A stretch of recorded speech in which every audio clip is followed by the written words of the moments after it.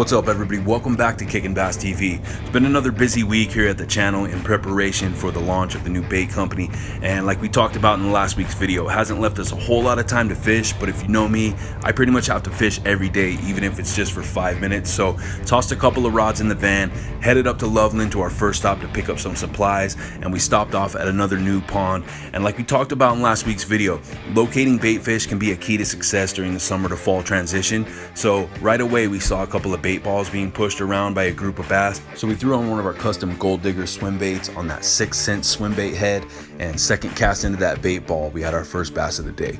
So like we talked about in the summer to fall transition video, even if you don't have a lot of time, if you can locate the bait fish, see them on the surface, it'll cut down your time significantly.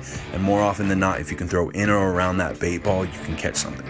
Another thing we talked about in that video is the jig, specifically with the craw trailer. Now this time of year, those bodies of water that don't have shad or a lot of bait fish, you're gonna find that one of the main forage for the bass is a craw.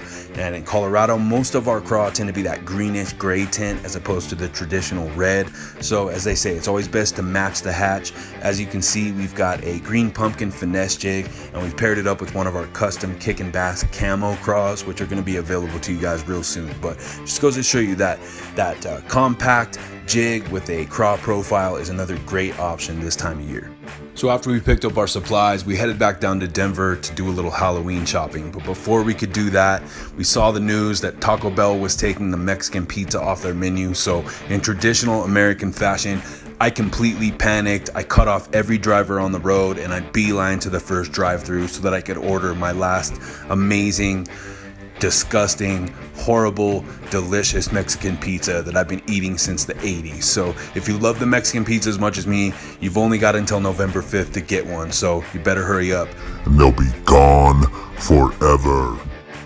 After that, we visited a local packaging facility in Denver, and it was cool because we got a behind the scenes look at everything involved in the process of custom packaging, and we got some really good ideas for what we want to do with our first bait bags, which I think you guys are really going to dig. So since the factory was right downtown, relatively close to the Platte River where we caught that 3.5-pound smallie last week, we decided to stop off, throw the square bill for a little bit, and see if we couldn't catch a couple more bass before the end of the day. And as we said, we've been doing so much work in preparation for the launch of the new bait company that we haven't had a whole lot of time left for filming fishing content, but rest assured I'm not going to leave you guys hanging. And to show my appreciation for how much support you guys have shown for the videos this year, I try to get out, even if I've only got 5 minutes at a time in between running all these errands, make sure that I can film some content for you guys. So sure enough, throw the square bill around a little bit and we were able to get into a couple more smallmouth down here. Now, nothing of significant size, especially compared to that 3.5-pounder that we caught last week.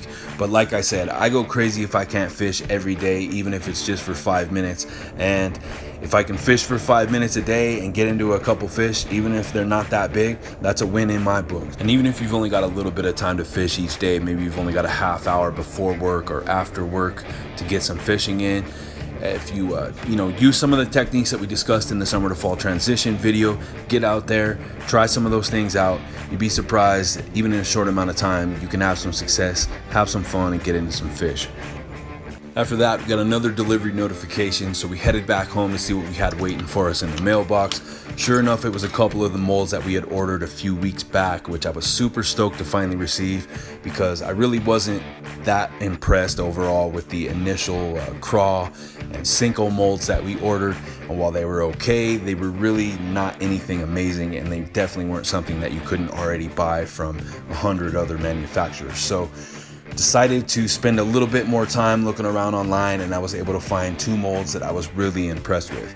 Not only did I find a really awesome, very detailed craw mold made of quality CNC aluminum, but I was also able to find some individual port top inject Cinco molds that are not only going to make the laminate and multicolored shoot process easier, but ultimately save me from wasting a lot of plastic, in that I'm not going to have a 3 to 4 ounce runner with laminate remelt that really can only be melted into one color, and that's black. So ultimately, super impressed and can't wait to try out these new molds. I know a lot of you guys can't wait either, so for those of you that have been waiting patiently, I really appreciate the support. Rest assured, like I said, the goal is to have these baits in your hands in time for the holidays. So that's gonna do it for the video today, guys. If you enjoyed the video, do me a favor, hit that like button and hit the subscribe button if you haven't already, because that's the best way to show your support for the channel. And as always, you can hit that bell notification to stay up to date with the new released videos. Till next time, guys, I'm D with Kickin' Bass TV. Subscribe!